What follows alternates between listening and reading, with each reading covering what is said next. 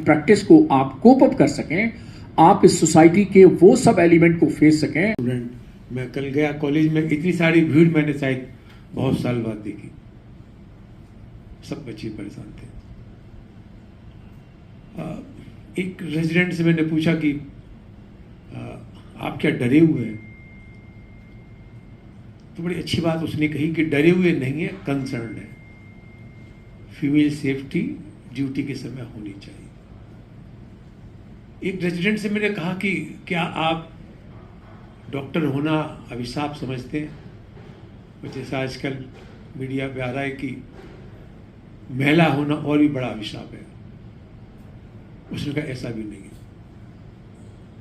फिर मैंने एक रेजिडेंट से कहा कि अपने आप को एम्पावर करने के लिए आप अपने आप को कैसे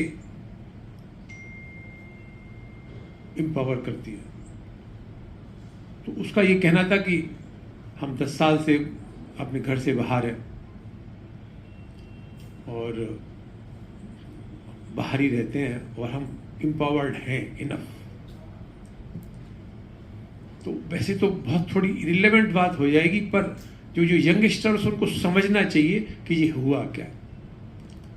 12 साल पहले जो निर्भया कांड दिल्ली में हुआ था, ज़्यादातर रेजिडेंट से मैंने बात की। उन्होंने कहा आप स्ट्राइक क्यों कर रहे हैं? मैं एक ब्लॉग बनाया है, आप लोगों ने देखा होगा। तो उन्होंने कहा हम पब्लिक को अवेयर करना चाहते हैं कि वो हमारी पीड़ा को समझे। हमारा पर्पस सिर्फ लोगों को अवेयर करना है।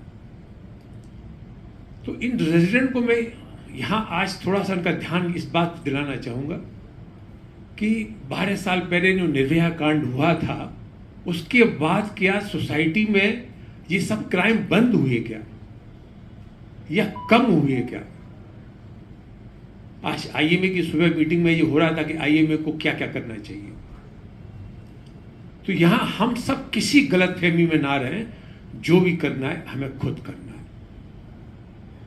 अगर आपको ऐसा लगता है कि कुछ कोई दूसरे प्लेनेट से आके आपकी कोई मदद करेगा, तो कोई नहीं करेगा। मौमिता तो चली गई, और इस आंदोलन जो आप कर रहे हैं, अगर उसमें मैं आपके लिए मैसेज दूं, तो इस आंदोलन का मकसद ये होना चाहिए कि जितने भी हॉस्पिटल्स हैं वहाँ फीमेल ड्यूटी रूम और टॉयलेट्स प्रॉपर हों। हम लोग इसी कॉलेज के ग्रेजुएट पोस्ट ग्रेजुएट हैं, और हम लोगों ने ऐसा समय भी देखा है कि पूरे कॉलेज में एक भी टॉयलेट नहीं होता था फीमेल के लिए। तो इस आंदोलन का मकसद, आप जैसे अभी बहुत सारे बच्चों को जानकारी नहीं है, मैंने उनसे पूछा, आज दोपहर में भी गया था, कि आप क्या चाहते हैं कि सरकार दखल दे? सरकार इसमें कुछ नहीं कर सकती।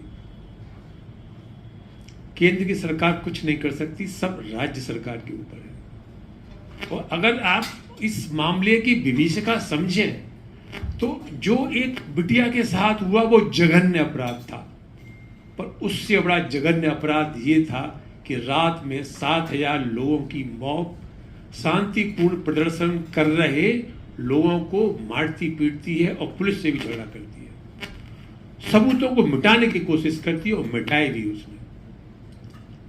एक लड़की से मैंने ये सवाल भी पूछा कि आपको ऐसा लगता है कि ये जनता आपके खिलाफ है? आप शांतिपूर्ण आंदोलन कर रहे हैं, आपकी एक बहन के साथ बहुत बुरा हुआ है और जनता आपके ऊपर अटैक कर रही है। उसने कहा, मुझे नहीं लगा इतना समझदार जवाब देगी। उसने कहा, वीडियो में उसने कहा भी है, उसने कहा कि ये कोई जनता नहीं थी, ये एक पॉलिटिकल पार्टी के लोग थे जिन्होंने हम पे अटैक किया। तो जो बात मैं आपको ये बतलाना चाहता हूं, और एक सवाल भी आपसे पूछूंगा, कितने लोगों ने इस इलेक्शन में वोट किया? जवाब नहीं देना, अपने मन में सोच लीजिए। बांग्लादेश में जो हो रहा है, जो बीभत्स कांड हो रहे हैं, उसमें आम आदमी, पढ़े लिखे आदमी के पास कुछ है करने को क्या? बंगाल में ये जो हालत है अभी से नहीं है, ये कम से कम 3 दशक से है। मैं अभी एक कलकत्ता कॉन्फ्रेंस में गया था, तो जो मैंने माहौल देखा वहाँ गुंडागर्दी का, और जो वहाँ की जो सरकार है वो इस हद तक गुंडागर्दी करती है कि आप सोच भी नहीं सकते।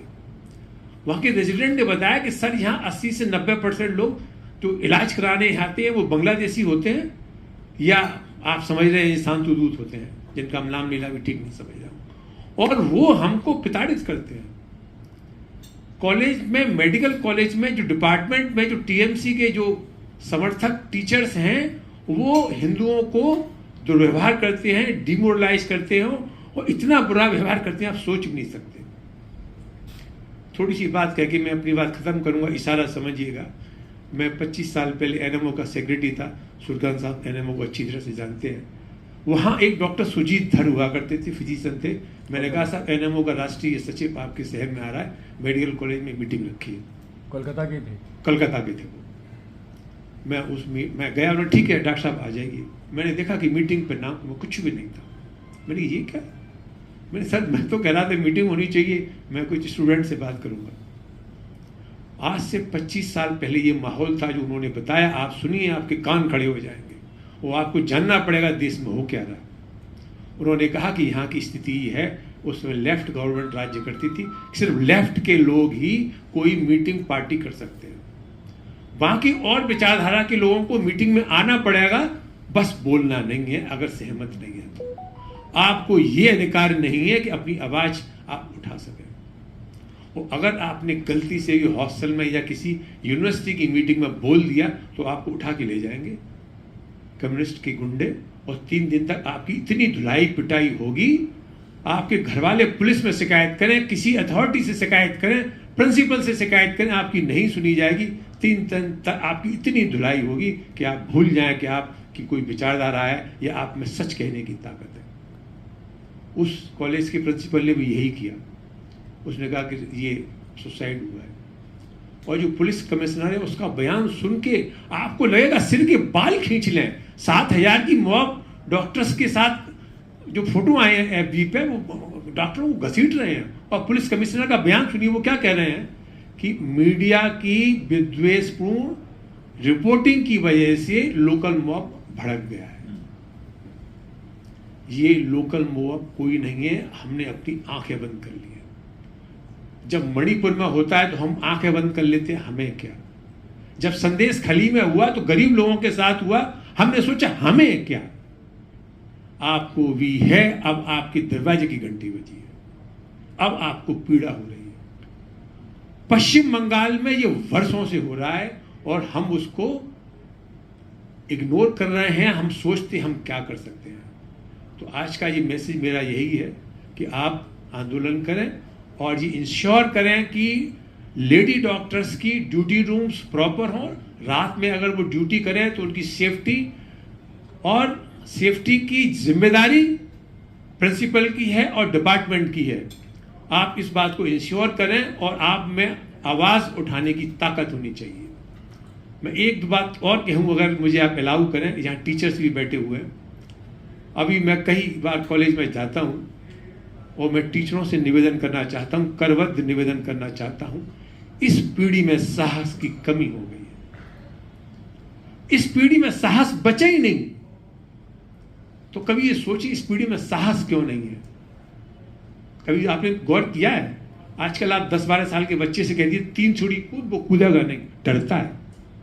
तो मेरे यहाँ टीचर्स से निवेदन है कि ये बात अपने कॉलेज में जाके कहिए, अपने रेजिडेंट के साथ व्यवहार आपका संयमित होना चाहिए। आप उनको क्रस मत करिए। मेरी बात बहुत अच्छी लगेगी नहीं, पर मैंने कॉलेज में देखा है टीचर्स का व्यवहार रेजिडेंट के साथ कई बार ऐसा होता है कि वो ऑब्जेक्शनेबल होता है। आप गलती के लिए डांट सकते हैं, लेकिन युवाओं के साहस को कुचलने का काम मत करिए। ये बात आगे तक जाए तो बहुत बेहतर। और आप सब रेजिडेंट से मैं ये निवेदन करूंगा, ये एक पॉलिटिकल लेक्चर समझिए, समाज में जो हो रहा है उस पर आपको ध्यान देना पड़ेगा। नहीं, जब ये हमारे साथ होगा, यूपी में भी हो सकता है। आपको शायद याद नहीं है, हम लोगों को याद है, जो पुराने लोग उनको याद है, एक मुस्लिम लड़का मेडिकल कॉलेज में आके प्रिंसिपल का गला पकड़ लेता था, कहता था कि मुलायम सिंह से बात कर रहा हूं क्या। ये बात इसलिए मैं आपसे कह रहा हूं कि हमें क्या, हमको क्या फर्क पड़ता है। ऐसा नहीं, आपको फर्क पड़ेगा। एक बात कह के मैं अपनी बात समाप्त करूंगा। जो यहाँ पेरेंट्स हैं, अपने बच्चों को साहस बनाइए, साहसी बनाइए, लड़ने वाला बनाइए, कमजोर मत बनाइए कि ये लड़की है घर के बाद नहीं निकलेगी। आपको घर के बाहर भी निकलना है, काम भी करना है, डरना भी नहीं है। लेकिन अगर आप पॉलिटिकली और सोशली लोगों से कनेक्टेड रहेंगे, सोशली कनेक्टेड मैं इसलिए कह रहा हूँ कि हॉस्टल के बाहर भी एक लड़की का सुसाइड कुछ मर्डर हुआ था। उसमें ऐसा मुझे लगा कि आज की पीढ़ी में आपस में कम्युनिकेशन का बहुत अभाव हो गया है। तो आपस में एक दूसरे से मिल के साथ रहिए। संगठन में बहुत शक्ति है, मिल के रहेंगे तो मेडिकल कॉलेज में सुरक्षित भी रहेंगे। अपनी आवाज भी उठाइए, जेन्युइन बात को बिल्कुल कहिएगा। और इस आंदोलन को मैं सफल तभी भी मानूंगा जब देश भर के सभी मेडिकल कॉलेज में लेडी डॉक्टर्स की ये टॉयलेट्स और रेस्टरूम और सिक्योरिटी की व्यवस्था पूरी हो। और मैंने इतना कह दिया है, बाकी पूरे देश